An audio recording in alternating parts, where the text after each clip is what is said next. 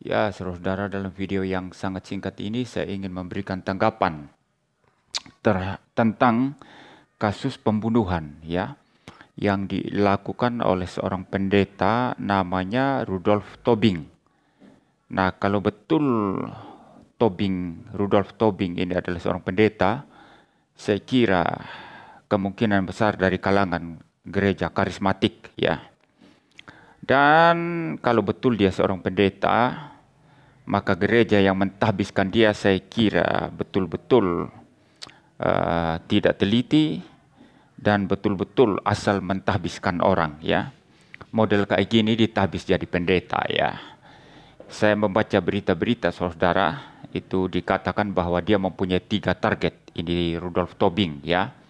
Dia mempunyai 3 target untuk dibunuh. Dan yang wanita yang sudah dibunuh ini adalah target paling lemah. Sebetulnya ada satu target utamanya, tapi katanya sulit dihubungi ya. Jadi yang dibunuh lebih dahulu adalah target terlemah, yaitu wanita yang sudah dibunuh itu. Dan setelah membunuh itu dia ditangkap oleh polisi. Nah, saudara, model kayak gini ditabis jadi pendeta ya. Saya tidak tahu indikator gereja yang mentabis Tobing ini menjadi pendeta ya. Ya, jangankan membunuh ya, mengajak rekan wanita. Tobing ini kan laki-laki, mengajak rekan wanita datang ke apartemen untuk bicara-bicara apalah begitu ya. Ya, dengan alasan bicara tentang podcast begitu. Ya, padahal dia sudah mempunyai niat untuk membunuh ya. Nah, mengajak wanita saja untuk datang bicara-bicara sendirian seperti itu sudah nggak beres itu ya. Orang mempunyai moral tidak beres seperti ini bisa ditabis jadi pendeta ya. Saya heran gereja itu yang mentabis dia jadi pendeta ya. Saya kira perlu bertobat gereja-gereja semacam itu. Gampang sekali mentabiskan orang ya. Ya, kalau dia ini tidak beres sudah kelihatan mestinya. Orang nggak beres itu apa yang terungkap keluar itu pasti tidak beres ya saudara. Apapun yang tidak beres itu dibungkus, di make up ya, dibuat-buat ya, ditutup-tutupi, tetap saja ya. Jadi jelas ini pentahbisan asal-asalan ya. Saya yakin ini pasti dari gereja karismatik. Kedua, saudara, orang ini senyum-senyum, saudara ya. Itu ada videonya, saudara ya.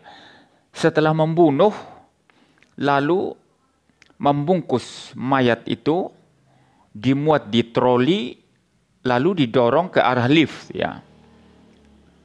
Lalu masuk lift itu, dia mesem-mesem saudara, senyum-senyum. Dan menurut berita yang saya baca, dia senyum-senyum karena puas dengan apa yang sudah dilakukannya. Puas dengan misinya membunuh, itu sudah tercapai. Ini benar-benar kurang ajar ya. Orang kayak gini ini benar-benar kurang ajar. Kok bisa jadi pendeta ya? Ini seorang yang betul-betul kalau saya bilang nanti jiwanya sakit ya, nanti dia tidak perlu bertanggung jawab terhadap dosanya ya. Tapi saya kira bukan sekedar sakit jiwa atau apa. Memang ini orang yang sudah dirasuk oleh setan ya, sudah dikuasai oleh dosa sedemikian rupa. Lalu membunuh, setelah membunuh karena rasa sukses, lalu mesem-mesem, senyum-senyum saudara. Ini kejahatan berat ya. Dan orang ini saya kira harus dihukum dengan berat ya. Kalau memang terbukti nanti ini pembunuhan berencana dan itu berakibat pada hukuman mati, saya kira itu pantas ya. Saya kira itu pantas.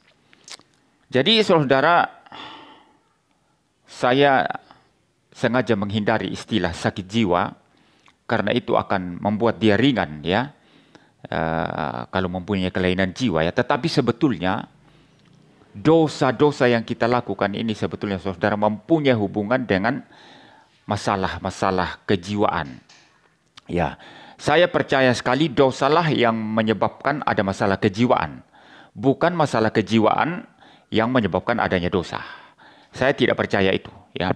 Yang saya percaya dosalah penyebab ada masalah kejiwaan. Orang kleptomania suka mencuri, itu karena dosa. Maka dia mempunyai penyakit kleptomania yang dianggap sebagai sakit jiwa. Ya, orang apa istilahnya itu suka membunuh ya, berdarah dingin, begitu. Nah, orang-orang semacam ini itu mengalami kejiwaan yang psikopat semacam itu oleh karena dosa, saudara. Tidak ada gangguan jiwa murni itu. Itu karena dosa. Ya, maka saudara, orang ini melakukan kejahatan berat, ya, apapun itu menurut saya harus dihukum sesuai dengan undang-undang yang berlaku, sesuai dengan hukum yang berlaku. Ya, seperti itu saudara ya. Dan ini pelajaran bagi orang Kristen dan bagi gereja untuk tidak sembarangan mentabis orang. Orang model seperti ini kok bisa ditabis jadi pendeta, ya. Yang terakhir sekali, yang saya perlu kasih tanggapan adalah motifnya katanya itu sakit hati ya. Seorang pendeta bisa sakit hati lalu membunuh. Pendeta harusnya melampaui sakit hati. Artinya begini, pendeta itu sudah harus rela sakit hati setiap hari. Itu memang tugas pendeta. Kalau jemaat Anda puas, jemaat memaki Anda, menghujat Anda, seperti saya ini kan, upload video di YouTube atau streaming di YouTube. Nanti orang kasih komentar, pendeta gila, pendeta bodoh, MYM bodoh, dan lain sebagainya. Itu resiko saudara. Nah, kalau saya sakit hati, lalu kemudian ingin membunuh, itu sudah salah. Berhenti jadi pendeta. Berhenti jadi pendeta. Namanya pendeta itu harus siap sakit hati. Dan kalau sakit hati, bereskan itu di hadapan Tuhan. Jangan cari orang yang bikin Anda sakit hati lalu bunuh dia. Ya, tidak layak jadi pendeta ya. Pendeta memang siap hatinya disakiti, tapi siap selalu mengampuni. Siap selalu baik dan semua orang. Itu tugas pendeta. Itu harus dan wajib dilakukan oleh seorang pendeta. Maka bagi saya nonsens ya. Tidak masuk akal ini pendeta gadungan ini ya, pendeta omong kosong ini ya, yang namanya Rudolf Tobing, membunuh karena sakit hati. Lu jadi pendeta untuk apa? Kamu jadi pendeta untuk apa?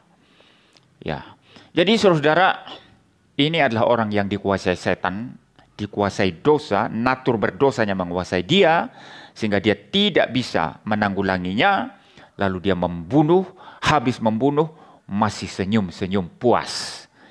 Dan terakhir sekali, bagi saya orang semacam ini bisa menjadi bukti yang sangat nyata bahwa dia bukan orang pilihan, bukan orang Kristen sejati. Orang Kristen sejati habis membunuh ada penyesalan, ada tangisan, langsung serahkan diri ke polisi karena dia tidak bisa menyembunyikan dosa sedemikian besar. Hati nurani Kristennya pasti akan menusuk-nusuk dia. Ya. Dia akan lari ke polisi, lapor polisi, dan siap terima hukuman. Ampun-ampun akan dosanya. Datang di hadapan Tuhan, menangis akan dosanya. Tapi kalau habis membunuh, mesem-mesem, senyum-senyum, merasa misi sudah selesai, ini hanya membuktikan dia adalah orang durhaka yang memang dipersiapkan untuk penghakiman Tuhan Allah. Ya, saya kira itu saudara tanggapan saya dalam video yang singkat ini. Sampai bertemu dengan saya dalam video-video saya yang lainnya. Tuhan memberkati kita sekalian.